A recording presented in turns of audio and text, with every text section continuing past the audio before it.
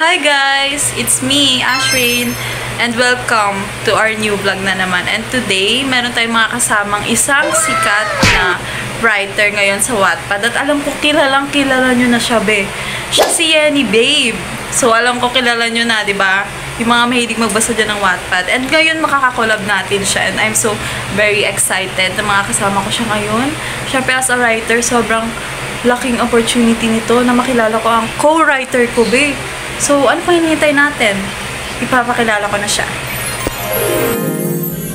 So, yun na nga guys. So, babalik ulit tayo. At kasama ko na nag-iisang Yenny, babe.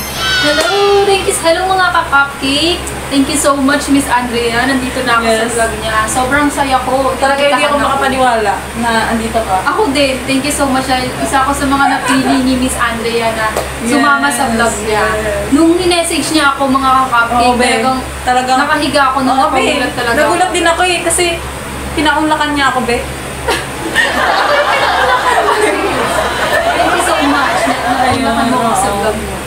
It's an opportunity for me. Yes. So, kumusta ka naman ngayon, Miss Yenny, babe? Wow, sobrang serious ng question. Kumusta ba ako? Ano ba ito? Tungkol ba ito sa as a writer? Or Yes. Yenny, As a writer. As a writer. As a writer, so dapat seryoso ito sa ko. Ngayon, masasabi ko ngayon na sobrang thankful ako kasi yung mga nasusulat ko ngayon ay talagang, alam mo na, di ba? Parang bilang writer, talagang boom, ganon. Bilang writer, diba, sis, masaya sa atin. Masaya sa feeling kapag nakita mo yung gawa mo is talagang entertaining siya. Yes. And parang talagang gusto mong... At talagang gusto ng taong bayan, no? Lalo na yung mga ano dyan, na millennials at yung mga Gen Z. Talagang sobrang thank you. Lalo sa Wattpad. Thank you so much. Kumusta na nga pala yung upcoming book mo ngayon na inaabangan na ng karamihan kahit hindi pa napapublish? Actually, hindi ko pa siya ganun nabobroadcast. Ngayon pa lang, and dito lang sa vlog ni Miss Andrea. Sa akin yung unang nalaman yun. Kaya sobrang saya ko din, no? And yun nga, yung bago kong ipapublish na book, ang title mo ay Bakit Lahat ng Babae May Girlfriend? Alam ko, sobrang... Kasi sobrang ano niya ngayon, talagang patok siya ngayon, no? Sa mga millennials natin. Actually, hindi ganun yung more on na sinusulat ko eh. So, bago rin to sa akin na magsulat ako ng ganun. So, challenge din siya for me kasi malalabas ako din sa way ng pagsusulat ko talaga. Ayan, so kilalanin naman natin yung author nga nitong Echafuera. So, sino ba to? Si Mr. June Cruz Reyes, no? Ayan, si June Cruz Reyes ay isa siyang versatile na manunulat sa Pilipinas. Talagang sobrang kilalang siya. Napakahusay niyang gumawa and sumulat ng mga nobela and may kwento, and isa rin yung sinusulat niya yung sa alam niyo ba na si June Cruz Reyes ay hindi lang siya basta manunulat dahil tumutula rin siya. Napakagaling niya talaga. Napakagaling talaga. Talagang magaling. Idol ko talaga siya kasi kahit nung high school ako, talagang bet ko na si Mr. June Cruz. Si Amang. Actually, Amang din yung kilalang tawag sa kanya. Mas kilala siya. Pag sinabing Amang, alam na talaga na si June Cruz Reyes yung tinutukoy. And si June Cruz Reyes ay gumagawa rin siya ng mga pelikulang pang-documentary. Diba tingnan mo? Sobrang galing niya talaga. Alam mo, marami kang matututunan sa kanya. After naman pakilala natin kung... Kasi kanina pa kami talaga. Kaya pa namin sure talaga nabibitin na itong mga cupcake natin. Gusto na nilang doon na talaga eh. Straight to the point na eh. Sorry guys, akong binibitin namin kayo, no? Ayun na nga. So, dito na tayo sa Nobel. So, sa Nobel naman. Ayan. Ako, may tatanong ako sa isa.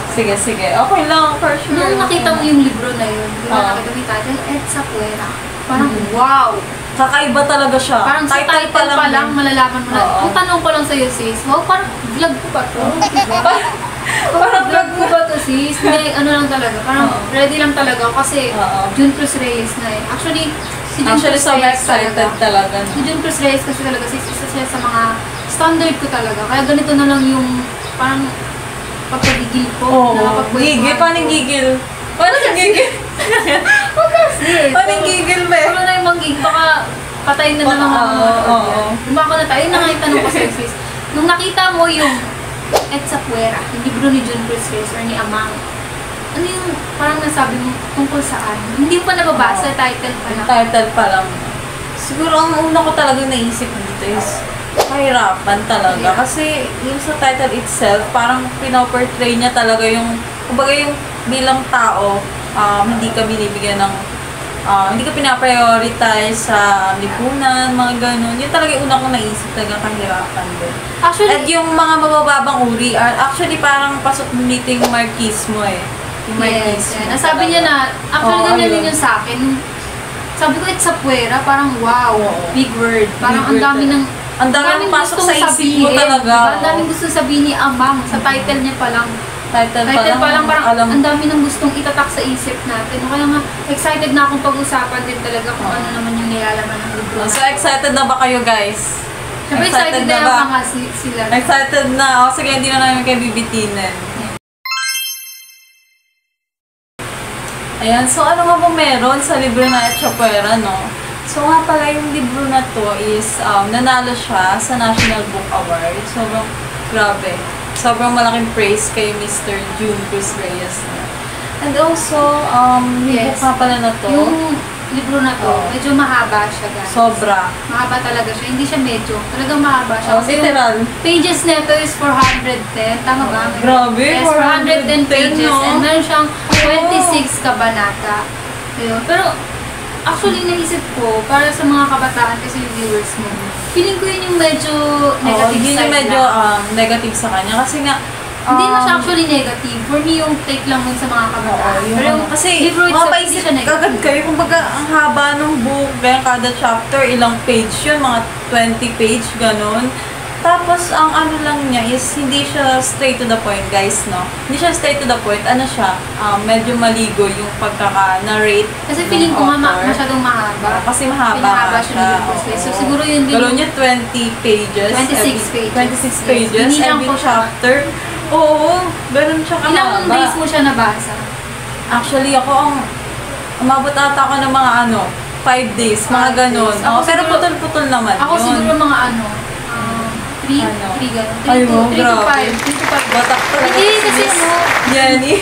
nung nabasa ko nga yun, parang sabi ko, ano ba ito? Parang napapaisip ako agad. Gusto ko na siyang bugtungan sa isip ko agad. Kaya, Parang iniisip mo na yun, Oo. nagpa-plot ka na nangyayari eh. Ganun. kaya sobrang amazing. Sobrang ganda ng Oo, libro. amazing. Yes, big word amazing. Grabe diba? naman. Yun nga lang, mahaba siya. Pero overall, sobrang powerful ng libro na to. Kaya nga, di ba, Yes. kakasabi niya lang, nanalo siya ng anong award? National Book Award. National eh. Book Award. Oo. Yun yung Yeah, sobrang galing, di ba? marami talaga siyang genre, di ba? Ano nga Yes. yung mga genre na makikita dito?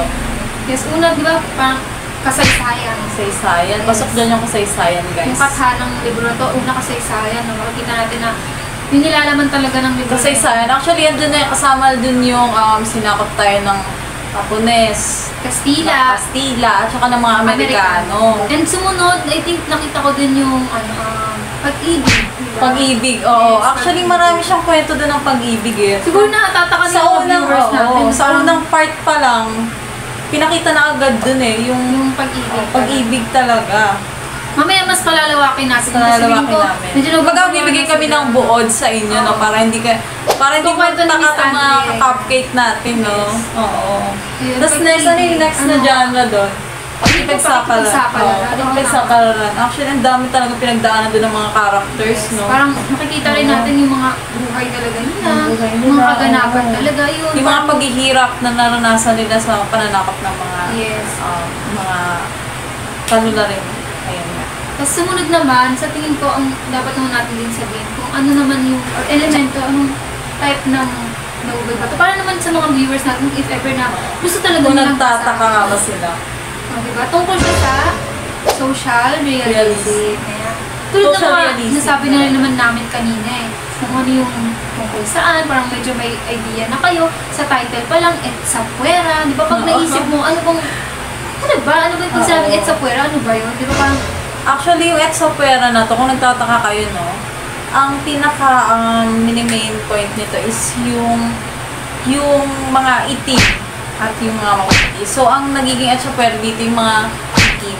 Ayun. Kasi nga, di ba, yung mga katutubo naman natin, siguro naman familiar kayo dyan, mga ka-cupcake, no? Yes. Yung mga katutubo natin is, mga, hindi sila ganun kapuputi kasi mga kayumanggi nga yung kulay nila, di ba? Bale, yung mga sumakot kasi sa atin, di ba? Mga mapuputi sila. So, anong nangyari doon? Syempre, sila, bilang hindi naman sila ganun kaputi, syempre nagiging etsyapera talaga sila.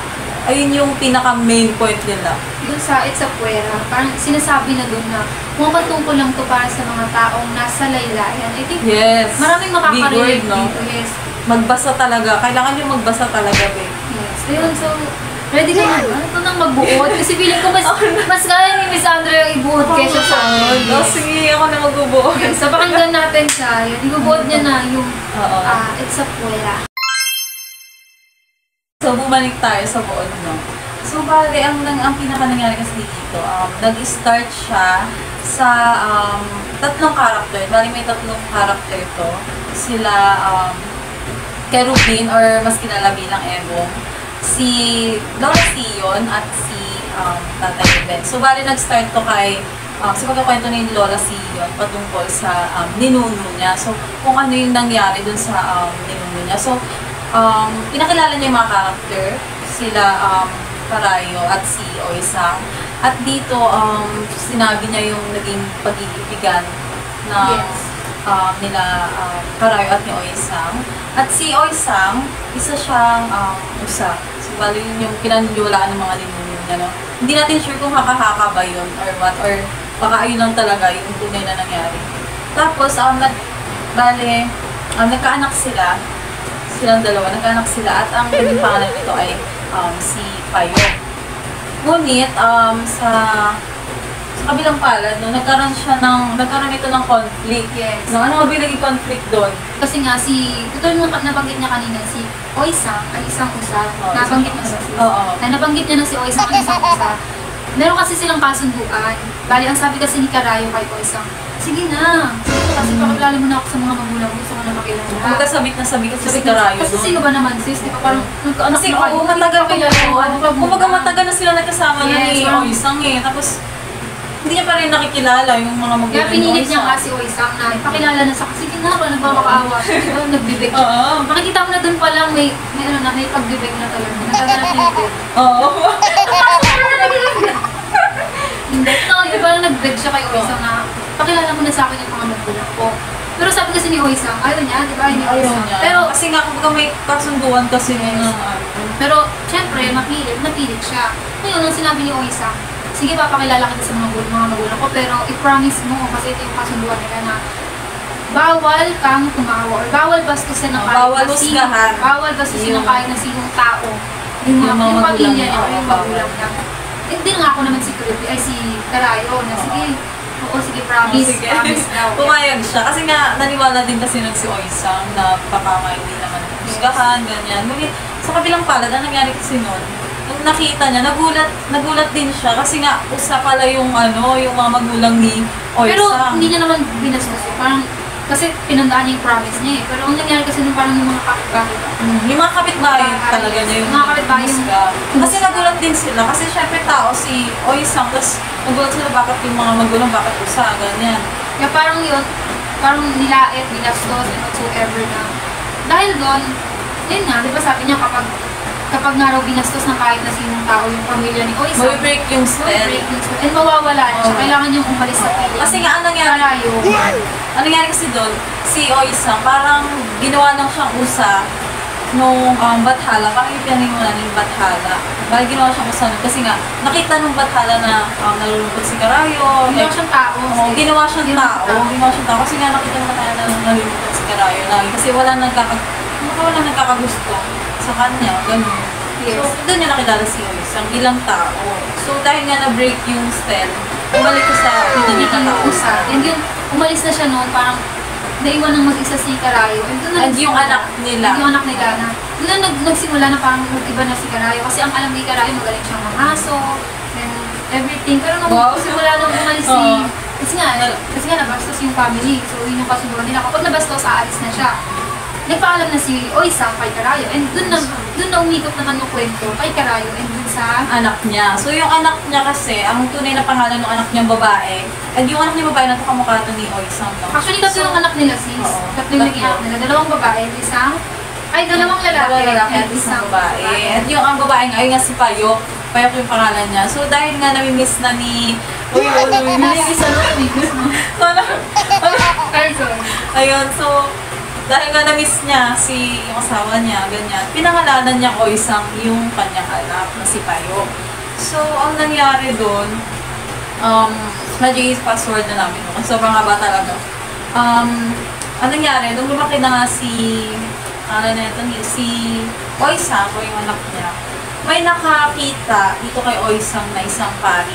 At di panahon na to, ito na yung sinakop tayo ng Kastila. Sinakop tayo, oo. Bali yung pari na to, napunta siya or nagawi siya dun sa lungsod nila nila Oisang. Tapos, dito naiikot yung kwento kay Oisang na siya. Kay Oisang na talaga siya. Bale, nagustuhan ng pari, galaw mo bata, tapos nagustuhan ng pari. Diba? Nakikita niyo yung sobrang forbidden. Yes. Sobrang forbidden yung tapos pari. nakakapuso, tapos bata ka. Yun. Tapos nung dahil nga nagustuhan siya, parang wala namang ganung bawal-bawal sa mga panahon dun sa nobela na yun. Parang nagkaibigan din, parang naging mag-asawa, right? Naging mag-asawa sila, sis, diba? Oo. Tapos nung naging mag-asawa sila, ngayon yung pari na to, pinalitan yung pangalan ni Oisang. Ang ginawa siyang Rosa. Ayun. Kaso ang nangyari kasi nun, parang hindi nagustuhan ng pari. Kasi doon sa loob ng, siyempre nagsama sila eh. Hindi niya nagustuhan yung ugali nitong ni Rosa. Kasi sabi niya, parang masyado daw bata. At saka may hindi ko siya tumawa. Yes, yun yung word, immature. Hindi pa siya uso dati, pero sa panahon natin, kung i-describe natin sa immature talaga. Immature siya. So parang, siyempre, isipin mo ba naman, mag-asawa ka ng bata? Oo. Ano maiisip mo? Saka matanda na rin kasi yung pari nun. Yes, parang, so inayawan niya. Yung mga lalaki talaga. Sinasabi na sa atin ni Amang na yung mga lalaki. Pinapakita na talaga yung galing mga lalaki dyan ah. Parang, pag nakita lang yung pangit, yan niya si Rosa. Red flag. Red flag lang yung pari niya. Oo, red flag yung pari na yan. Parang ang ginawa niya kay Rosa. Ang ginawa niya, pinaampun niya si Rosa kay sa dalawang mag-asawa. Sa dalawang mag-asawa na wala pang anak. Yes. Tama. So, ang ginawa niya, ang nangyari doon, may na-meet si Rosa doon sa lugar na yun. Parang naging kalaro niya, since bata pa siya, di ba? Bali, naging kalaro niya yung... Yes. Ang pangalan niya is Teban. And yung si Teban, medyo na siya, kung binata na siya, medyo matanda siya kay Rosa, ng ilang taon. Tapos, ang nangyari dyan, syempre, kumbaga, inosente pa si Rosa, ganyan. Tinuruan siya ni Teban ng kung ano-ano. Bali yung naging laro nila is, alam mo na, yun yung tinuro sa kanya. So, ang nangyari, syempre, nagbunga yung paglalaro nila na ganun. Pero, tapos, ang question ko, sis, nakagustuhan ba talaga si Rosa and Teban? Hindi. Feeling ko kasi si Teban lang may gusto kayo. Si Teban lang. Kasi nung nagsasama na sila, kumbaga parang, doon nila na-realize na parang hindi pala kami, dito parang sa isa't isa. Hindi sila compatible, oo. Tapos ayun, naging nangyari, iniwan siya ni Teban. Tapos dahil doon, syempre may anak na rin sila nun. Doon niya na, may nakilala ulit siya na bagong... Actually, si Oisang, sobrang ganda niya kasi. So, ang dami niya talagang nakikilala. Very beautiful siya, like her mom. Wow, like her mom. Kasi kamukha niya nga yung marami mother siyang napangasawa. Di ba parang naisip mo din si Rosa, medyo siya eh. Medyo parang tong babae na to. Di ba? Oo, medyo... Kasi diba sis? Madami talaga siya medyo napangasawa. Medyo mahal siya. Yun yung term ah. Parang isipin mo sa panahon din, hindi ka pwede mo gano'n. Oo, parang pwede. Galaw mo, tatlo yung magiging asawa na dito sa I think novela na to. apat. Ay, oo, apat. Kasama pala yung pari. Yes. Kasama yung pari. Pero yung pari parang clean lang din. Pero somehow naging ano sila kasi nagsama sila. Kaya I think pwede na rin isama yun. Kaya marami talaga siyang maharot siya. sa buhay niya. Tapos yung panahon naman na yan, sabi mo na ba na panahon ng mga Kastila? Panahon ng Kastila. Pinapakita lang din dyan yung paghihirap ni Rosa nung nagdadalaga siya. Nagdadalaga siya kasi panahon ng Kastila, nasakop tayo nun eh. I mean sila, nasakop. Pinapakita rin dun sa loob ng nobela yung kahirapan na experience ni Rosa kapag nagdadalaga siya.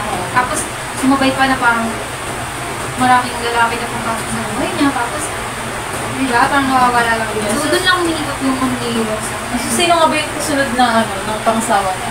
Si Tanya, no? Oo, si Tanya. Si Tanya. So, si Tanya, siya, no? Parang naging mayor din siya. So, siya ang niya, bala Si sikit Tanya, siya. sikit siya. Oo, Chinese siya. Yes. Bala sikit nga siya. Tapos, after niyang meet yun, bali nag-iwalay din kasi sila ni Tanya nun eh. Nag-iwalay din sila. Tapos, ang nangyari, ang kasunod na pumasok sa buhay niya naman, si Duke. Yeah. Si Duke naman, Dito rin na. rin siya, Oo. di ba? Pero feeling ko si Duke, dito siya mas parang Doon siya na-attach talaga. Yung talagang pinakaminahan niya. At saka siya, kayo manggi siya, di ba? Yes. Si Duke. Kayo manggi siya. Tapos yun talaga yung pinakaminahan niya. And binahal din talaga siya ni Duke. Yun talaga yung totoong nagmahal sa kanya. Kasi iba parang trip-trip lang, laro-laro lang, parang ginamit lang siya, ganun. Tapos, ang sumunod naman after noon, pinakita lang yung buhay ni Rosa, yung mga napangasawa niya. Then, nagkaroon siya ng anak, di ba? Anak. Nagkaroon siya ng anak kay Tanya. Kay Tanya. Kay Tanya. And ito na nga si Lola Sion. Si Lola Sion. Doon nakabasa si Lola Sion. Ang sugot niya yung kwento ni Lola Sion. Ikaw, kwento mo yung nangyari naman Bale yung naman kasi dito. Bale, dagdag lang namatay kasi si Duke. So, ang nangyari, naiwan na lang sa bahay. Sa bahay nila is si Rosa at si Sion. So, ang nangyari nun, matanda na si Rosa nun. Tapos, si Sion, dalaga siya nun. Tapos, ang nangyari, nakadiscover siya ng isang alahas. At yung alahas na yun, kumbaga napalaki niya, kumbaga magkaroon sila ng ari-arian dahil sa alahas na yun. Oo, galing yung kay Duke.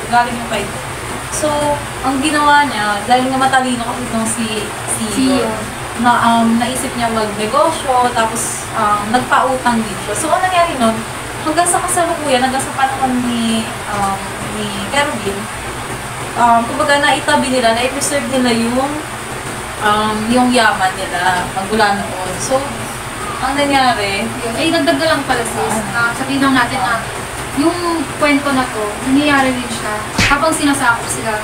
Una kasi, panahon ng Kastila, nasakop. Panahon to ni Rosa, habang nagdadalaga siya. Ngayon, yung kay Sion naman, matanda na ba siya, tapos panahon na ni Sion. Panahon na ng mga I guess Amerikano yun eh. Amerikano, yes. Amerikano Mga nung Amerikano. sumakop sa kanila nun eh. pinapakita lang din doon yung mga nangyari kay Sion, di ba? Bali, dalawang Paano siya naghirap? Bali, after nung Amerikano kasi, naranasan rin yung sa panahon ng dito ng Hapones.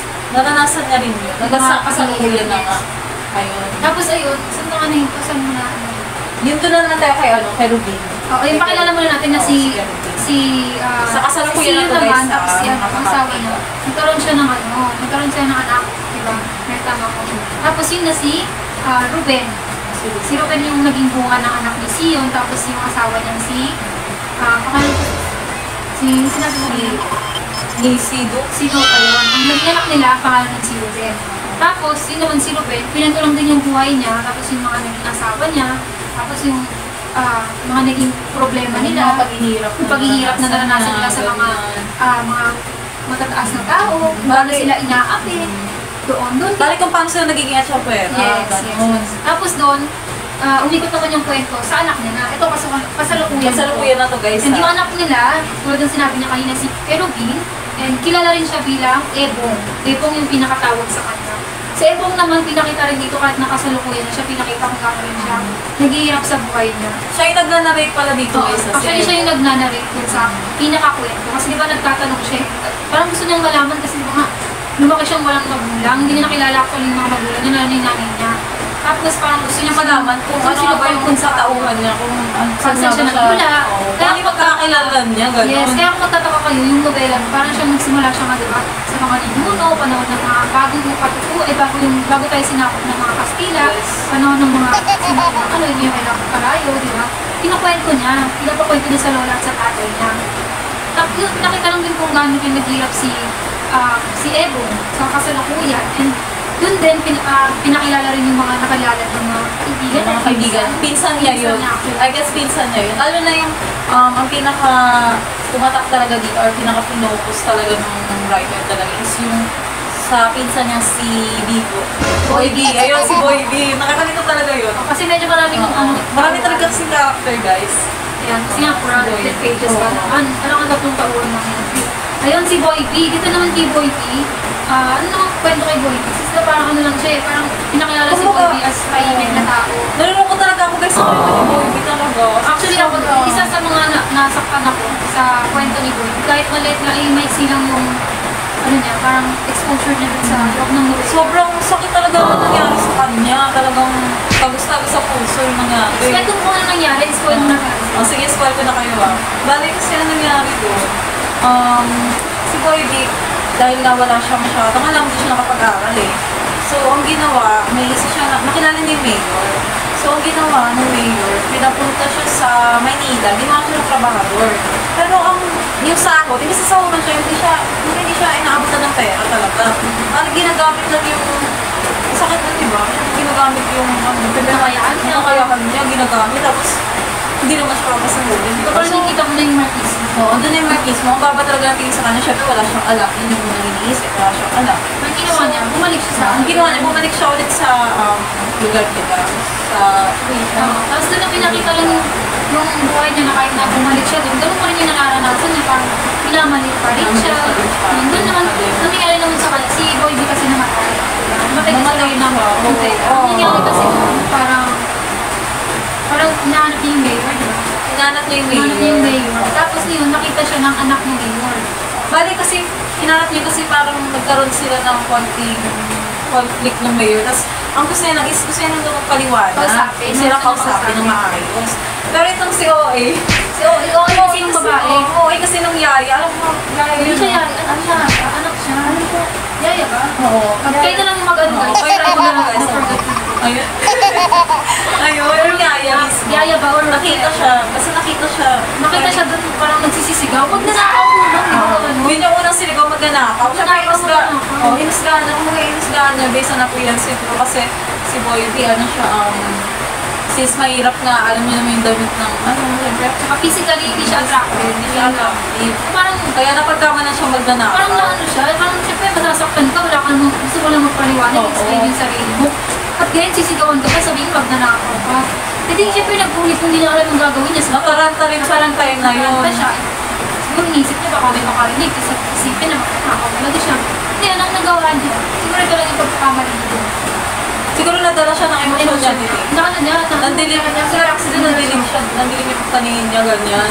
Biling yung paligid niya kaya na, ano niya nang itak, May dala kasi siya kitap, nagkataon, may dala siya kitap ng time na yun. tapos nasaksak niya. Kaya nasaksak niya. Saksak niya. Tapos ano, nagtagpo na siya nun eh. tinakuha niya kasi nataranta rin siya nun. Pero nahuli pa din siya. Nung nahuli siya, ang ginawa mo sa kanya, binugbog siya, pinahirapan siya. Tapos, yun din ata yung dahilan. Yun yung naging dahilan kung bakit siya namatay. Kung, nang, ayun, yun. Bakit siya namatay. Tapos yun lang, pinakita lang din doon na after naman nun, bumalik ulit sa kwento ni Evo, kung paano ulit siya nag-iiyak, kung paano niya sinikapan yung sarili niya, yung buhay niya na may angat, diba? Tsaka sinasabi rin doon na hindi pa daw tapos Oo, yung yes. kwento niya. Ending. Kasi, ang dami pang ginalalaman doon eh. Galaw niya, ang haba ng ang haba ng book. Pero doon sa dulo, bitin pa rin kayo kasi nga sinasabi doon ni Ego, hindi pa daw tapos Yes. kasi may kasunod pang kabanata. Kumbaga, hindi niya pa rin nasasagot yung mga gusto yung malaman. Kasi Kumbaga, hindi namatay din doon yung yung tatay niya. Yes. Kaya hindi niya na rin alam kung Parang, kahit na nakwento na sa kanya yung mga nangyari nung mga ninuno niya, bago yung Lola Siyo niya, parang may question pa rin siya sa sarili niya na hindi niya pa rin kasi na alam kung nasa yung nanay niya, kung anong nangyari. So, yun pa rin yung question niya. Tapos, kung bakit hanggang ngayon, ganun pa rin daw yung nangyayari sa buhay niya. Kasi yung, pinapakita rin din kasi dun yung buhay ni Ebong. Yung parang, ina-edge of nga siya, di ba, ng mga kinakaya-kaya lang siya ng mga hindi kaya, ng may mga katungkulan. Yun lang, pinapakita lang din kung paano siya naghihirap. Kaya sinasabi niya na hindi pa dito tapos. Parang dalawang lesson din yung natutunan. Yung sinasabi niya rin. Diba, na hindi pa tapos yung kwento niya. At yung parang kumbaga yung buhay niya, hindi pa tapos. Tapos, yung isa naman, parang hindi lang dito matatapos. Parang gano'n. parang dalawa yung pinakahiwatig talaga sa iyo. Ayun na yung end part Ayun niya yung actually. tapos, tapos na. Diba? Tapos na. Imagine na board natin yung 410 pages and Pero guys, 26 kabanata. Pero guys, kung sa inyo kayo talaga yung tumuklas. Kasi yung nasabi namin, ano lang yun, pasilip lang yun. Ang dami pang content talaga doon. Saka hindi niyo, may mga scene doon hindi namin na kung talagang may excite ka, parang may mga tauhan din hindi ka nabanggit. Kasi syempre, it's for you to find out. Wow! Big word! Yes, di ba? Oo, it's for you to find out. Mga kakapit. Ayan. So, ayun lang, overall yung libro na yun, kahit nahaba, I-rate mo nga, i-rate mo. I will rate it ng Over 10, ano? 10. Ay, wow, Yes, perfect siya. perfect Kasi lang siya. sabi ko kanina, idol ko talaga si Akang eh. So, 10 talaga siya. Ikaw ba sis? Para sa akin talaga, 10 din talaga. Kaya talaga siya. Oo. Hindi sabi ko sa 10 din talaga. Sobrang ganda talaga. Sobrang ganda talaga, guys. Yun pa lang sa kwento. Malaman talaga siya. And yun nga, yun lang naman yung mga gusto namin sabihin. Pero, yung mga pahapon lang sis, parang mas lang yung mga viewers. Nga pala sis, siguro nagtataka din sila, ano nga ba yung teorya na pumapasok sa loob ng akda na to? Bilang writer sis kasi dito, parang as a writer, mahalaga rin na ano, na parang hindi lang natin basahin. Bali, sinusuri rin kasi namin, nasa writer, sinusuri namin. Paano ba natin nasabi na maganda yung kwento? Oo. Diba? Or yung nobela ni Don Cruz Reyes. So, syempre, susuriin namin. Pero para maging mukhang matalino kami sa mga paningin, Wow. nagamit kami ng mga teorya. Oo, ng mga teorya. At yung teorya na nakita natin, Yung ano, psychoanalytico and yung post-colonialism. psychoanalytico para sa mga nagtataka or magko-question paano nga papasok yung teorya ng psychoanalytico kapag susuriin natin yung akda na Etsapuera. I think pwedeng pumasok dito kay Carayo. Sisingit natin si Carayo kasi di ba nung mga time na iniwan na siya ni Rosa, ay ni Oisang. Nung umalis na si Oisang, parang nagbago kasi siya eh. Di ba nga magaling siya? Parang hinahangaan siya ng lahat. Pero nung nawala si Oisang, parang nawala na rin siya ng pangaso. Parang sinasabi nila na na-depress siya. Yeah, yes, yun yung word. Na-depress siya. So parang dahil doon, nag-iba na siya. Tapos, pwedeng pumasok yung psychoanalytico kasi dahil doon, kaya nga pinangalanan niya yung anak niya eh, na Oisang. Kasi parang naiisip niya ng business si Oisang. Kaya ang nakikita niya sa anak niya, si Oisang. Kaya pinasok niya, pinangalanan niya yung anak niya, Oisang. Kaya doon papasok pwede yung psychoanalytico. Tapos kay Ebong, pwede rin yung kay Ebong kasi di ba parang hanggang ngayon, kahit nasa sinasabi na namin kanina, nagtatanong siya kung ano ba yung buhay niya talaga. Sino ba talaga yung magulang niya, nanay niya, bakit ganun. Pwede yung desire na malaman niya yung buhay niya, pwede pumasok yung psychoanalytico doon. Kasi gusto niya mang malaman eh. May gusto siyang malaman pa tungkol sa buhay niya. And yung desire na yun, yung nagtutulak sa kanya para mas lalo pang alamin Kung sino nga ba siya? kung sino talaga siya. Tapos, yung last naman, yung sinabi ko na sobrang malungkot ka. Kay Boy B. Pwede rin pumasok yung kay Boy B. Kasi diba, si Boy B kilala natin as tahimik. Pero hindi sinasadya yung unconscious mind. Wow, unconscious mind. Diba? Parang nakapatay nga siya. Yun din. Pwede rin pumasok yun kasi parang may question din kasi si Boy B sa buhay niya. Diba? Parang malungkot din kasi yung character ni Boy B. So, meron siyang question sa sarili niya and sa buhay niya. And yung luck din na sinasabi ni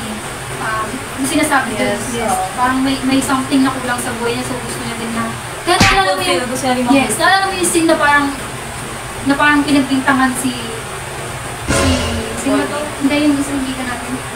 Si Ebong na pinagbintangan siya ng magnanakaw ba yun. Tapos diba nagsisigaw si Ebong, nung nakita nila Boy B, si Ebong na nagbibintangan. Nagsisigaw siya, parang ang sinabi niya ron, may araw din tayo. May araw din daw yung mga mayayaman. So parang doon pa lang nakikita mo na may iba siya, may kulang sa buhay niya na gusto niyang mapunan. Gusto niyang mapagtagumpayan. So ayun, doon papasok yun.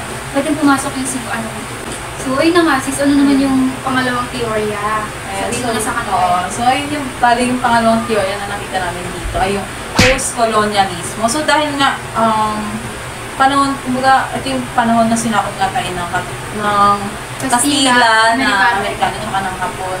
So, syempre nagkaroon ng impluensya yung mga nanakop sa atin. So, ang nangyari dito is, na-impluensyahan tayo ng Kastila na ng relihiyon o yung relihiyon na ginagamit natin kagaya ng Kristyanismo. Tapos na nakita rin dito ay yung paggamit ng alahas tsaka ng mga kalorete sa mukha. Bali, ito rin yung naibahagi or parang na-influensyahan din tayo ng mindset ng Kastila na kapag gumamit ka ng kolorete, ng alahas, so magmumukha kang mayaman, gano'n. Tapos, kumbaga feeling ka din, di ba? Gano'n. Kumbaga mataas yung tingin nila sa'yo kapag may suot ka na ng mga alahas. Wala kang gano'n, isa kang Etsapuera. Oo, gano'n. Ano pa ba? Tapos ano rin, yung tag dito, sa Amerikano din. Bale, na-influensyahan din nila tayo pagdating sa mindset na mas priority lagi yung mapuputi. Tapos kapag maitim, mababa yung tingin sa'yo, di ba? Ganun kasi yung mindset nila eh, ganun. So, nakawa rin tayo doon. Tapos yung ano din, Yung sa wika, ayun sa Mika, ayun. Bali na-influensya nito. Yung hanggang ngayon, nagagamit pa rin natin, di ba? Yung mga kanta, yung sa Kastila, yung bilang nila, 1, 2, 3, mga ganun. Kumbaga nagagamit pa rin natin yung wika nila hanggang sa kasalukuyan. Lalo na yung sa English. yes. At saka, dagdag ko lang doon sis, yung sinabi mo na influensya sa wika. Ng mga Kastila, pinasok din doon yung, yung kanta, di ba? Yung mga kanta. Ano yung mga example na Tama na yan. Nintendo Sarapin. Sample nga. Ay, kung sa Miss Jenny Babe, siya yung natin, guest natin for today. Dali na, go na. Masabay na lang tayo para Sige. go. Pen di Sarapin, di Cuchillo, di Armacet. So, ayun lang naman yung pinaka-teorya na nagamit ko. Yes, yun lang. And Ayun lang yung masashare namin sa inyo guys. Kaya ako sa inyo talagang basahin nyo na siya. And feeling Basahin nyo ko. na ako para marami rin kayo Pero, matutusan din kasi. medyo pricey kasi siya guys. So para sa mga Since makapal talaga walang siya. hindi kaya or hindi afford, meron kaming link na lang. Yung link na lang yung isasend namin. Actually, Meron kaming copy ipin nun. namin dyan sa comment Sa section. comment section. Para basahin nyo na kasi. Basahin nyo Tapos na. gawain kayo ng vlog and itag nyo na lang kami. Oo. Ayun lang naman. Gusto rin namin makita kung ano nga ba yung mga reaction nyo or ano yung natutunan nyo sa pagbabasa nyo. Naramdaman nyo, nagalit din ba kayo? Oo. Tulad kung paano nagalit si Amang sa mga makukuti. Oo, diba? Pinakita niya yung talagang karasan na ginawa talaga ng mga Yun lang. Ayun lang So, yun naman. lang guys. So, let's call it a day. Goodbye. Uy! Ayun na nga. Parang nasa Ayun na, classroom so, tayo. Oo nga, no. Ayun na, so, magbababay na rin tayo sa ating guest for today, si Miss Yani. Babe, okay, magbababay na rin tayo. Thank you so much. Ipakilala niya muna ang YouTube channel. Ayan, oo nga pala. Gusto ko lang na sabihin na please subscribe to my YouTube channel, Yenny Babe, and sa lahat ng aking social media account, Yen Raimundo. And yun lang naman guys. And, Oo, mag-subscribe na kayo guys Thank you ha, so yung mga much. ka-cupcake dyan. Sige. Mga cupcake din pala, thank you so Subscribe much nyo na. for inviting me. Yes, thank you so much din po, Miss Yani Babe, no, sa pag-accept. Pag-accept. Thank you ng naman kasi ating naisip mo, invite. ako yung naisip mong Yes. i-collab sa pagkagawa Oo, ng syempre. vlog review sa etc. Thank you so much. Yun lang guys. Yes, yun lang guys. Bye-bye. Bye-bye. Susunod ulit ah. Bye-bye. Bye-bye.